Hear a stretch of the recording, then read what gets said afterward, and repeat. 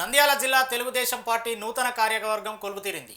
నగరంలోని ఓ ఫంక్షన్ హాల్లో జరిగిన ఈ ప్రమాణ స్వీకార కార్యక్రమానికి మంత్రులు వైఎన్డి ఫరూక్, బీసీ జనార్దన్ రెడ్డి ముఖ్య అతిథులుగా హాజరయ్యారు. జిల్లా నూతన అధ్యక్షురాలిగా బాధ్యతలు చేపట్టిన చరితారెడ్డి, ప్రధాన కార్యదర్శి వైఎన్డి ఫిరోజ్కు మంత్రులు అభినందనలు తెలియజేశారు. ఈ సందర్భంగా మంత్రి బీసీ జనార్దన్ రెడ్డి మాట్లాడుతూ ముఖ్యమంత్రి చంద్రబాబు, పవన్ కళ్యాణ్, లోకేష్ ఆధ్వర్యంలో కూటమి ప్రభుత్వం సమన్వయంతో సంక్షేమ పాలన అందిస్తుందని కొనియాడారు.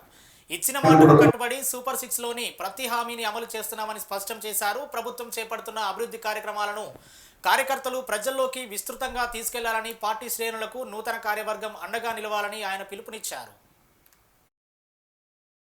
ఒకసారి మీరు ఆలోచన చేయాలి. తెలుగుదేశం పార్టీ ఏ నిర్ణయం తీసుకున్నా దానికి కట్టుబడేటువంటి కార్యకర్తలకు, నాయకులు ముందుందరు. ఈరోజు సోదరి మా చరితమ్మ గారికి ఇచ్చినటువంటి అవకాశాన్ని సద్వినియోగం చేసుకోవాలని కోరుకుంటూ ఉన్నాం. ఈరోజు వైఎస్ఆర్ పార్టీ నాయకులు కూడా చూస్తూ ఉన్నారు ఏ పార్టీ చరిత్ర ఏ విధంగా ఉంది, ఏ పార్టీ ఏ విధంగా ఉంది.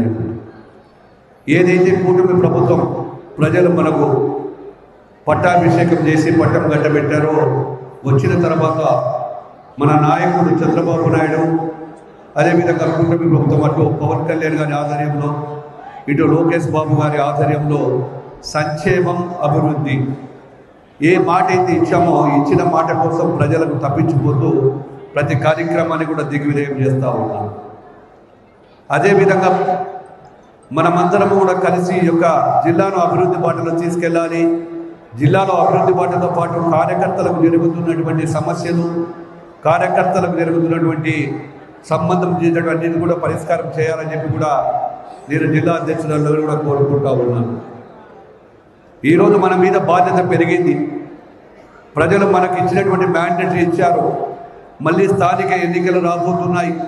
స్థానిక ఎన్నికలలో అందరం ఒకటై పోరాటం చేసి మళ్ళీ తెలుగుదేశం పార్టీని అగ్రభాగాన పెట్టి ప్రతి చోట ఉన్నటువంటి స్థానిక ఎన్నికలలో మనం గెలవలసినటువంటి బాధ్యత ఉంది. అదేవిధంగా ఈరోజు వైఎస్ఆర్ పార్టీ నాయకులు వచ్చినారు, మాటలు మాట్లాడుతూ ఉన్నారు. ఈరోజు రెడ్ బుక్ రాజ్యాంగం అని మమ్మల్ని అంటున్నారు. ఈరోజు తెలుగుదేశం పార్టీని అక్రమ కేసులు అంటున్నారు.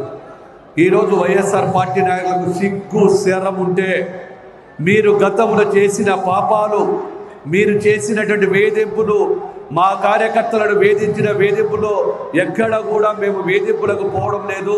ప్రజాస్వామ్య బద్ధంగానే కూడా పోలీసులు కూడా చట్టప్రకంగా చేస్తున్నారని కూడా